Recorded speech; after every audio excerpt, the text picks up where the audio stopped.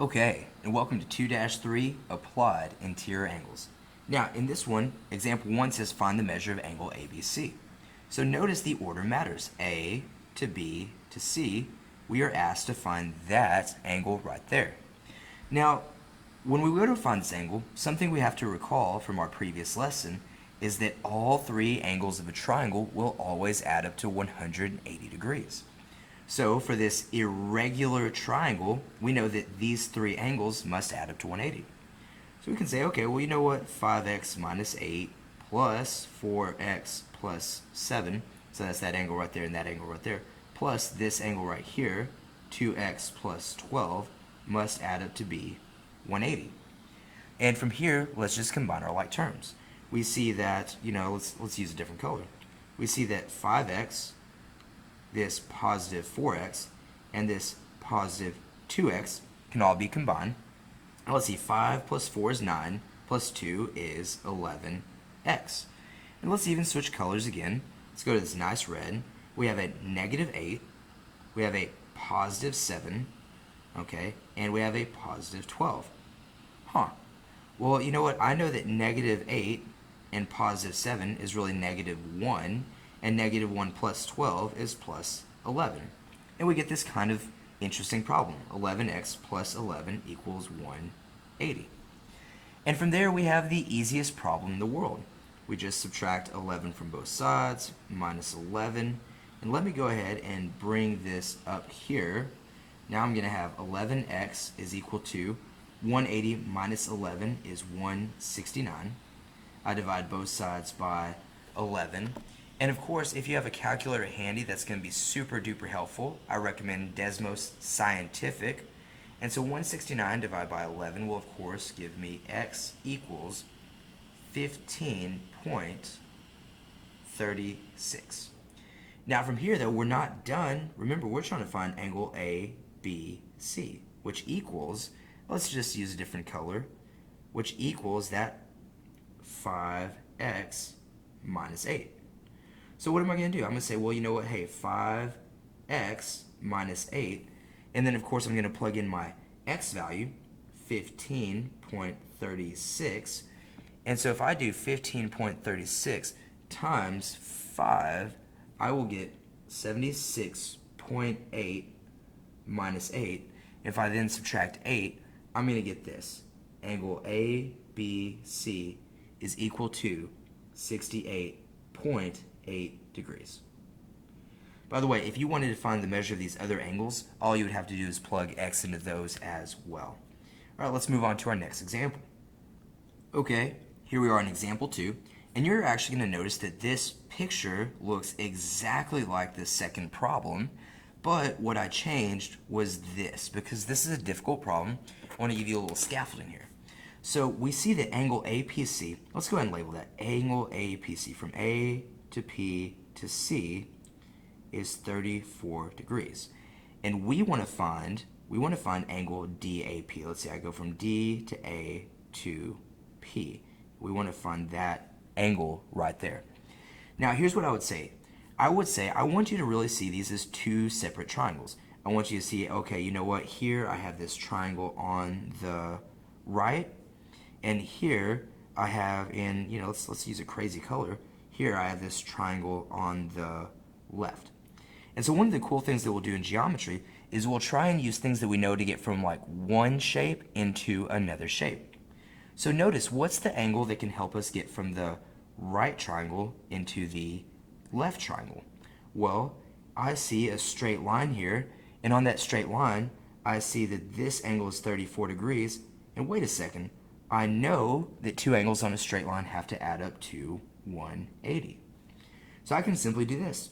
180 minus 34, which I believe, let's just do some math here, okay, is going to give us 146 degrees. So this angle right here is 146 degrees.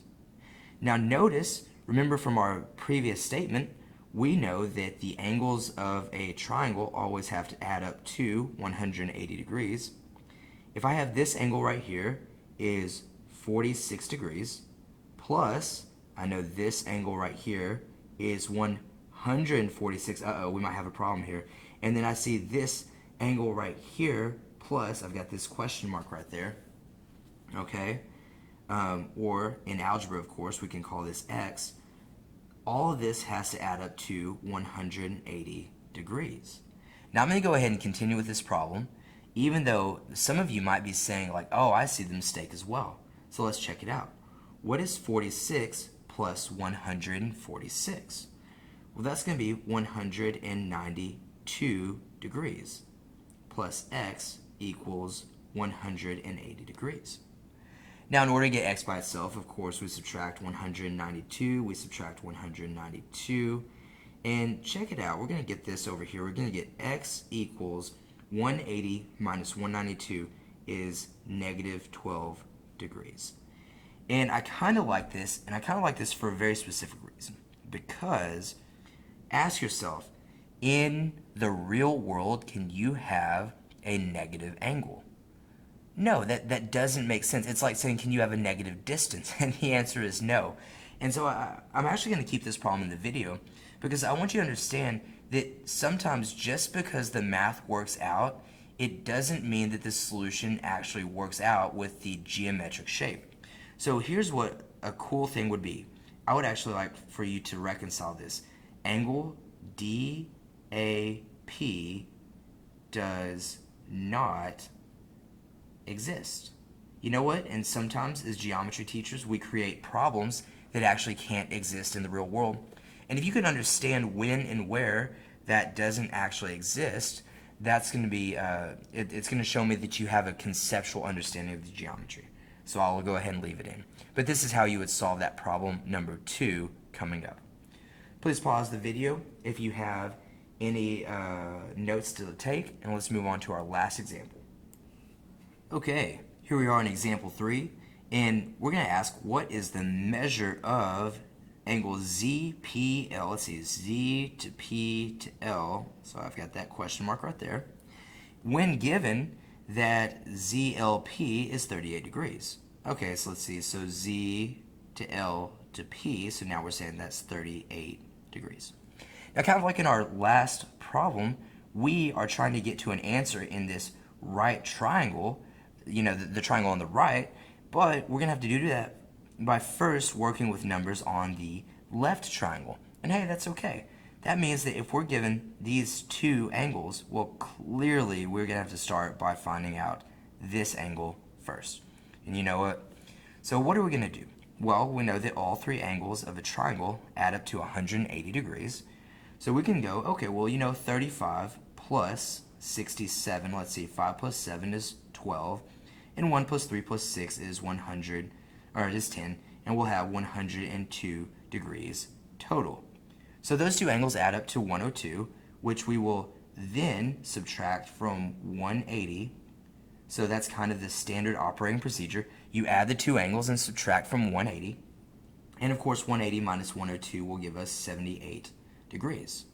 So what are we really saying? Well, let me go ahead and snag this soft eraser. Uh-oh. Oh, well, it's fine. Soft eraser. And we know that this is, in fact, 78 degrees. That looks kind of weird, but we'll roll with it. Now, I want y'all to recall our vertical angles. And guys, vertical angles are so useful. When two lines intersect, the opposite angles, or this right here, they create those vertical angles, which are, in fact, congruent. So check it out. I know that this angle right here, I guess you could call it angle LZP, must also be 78 degrees. So this is 78 degrees, then this is 78 degrees. And now check it out. From here, I can do the same standard operating procedure. I can take my 78 degrees, I can take my 38 degrees, and add them together. 38 plus 78, of course, that's going to be 16, and that's going to be 116. And then I subtract that from 180, so minus 116. And of course, that should give me 64 degrees.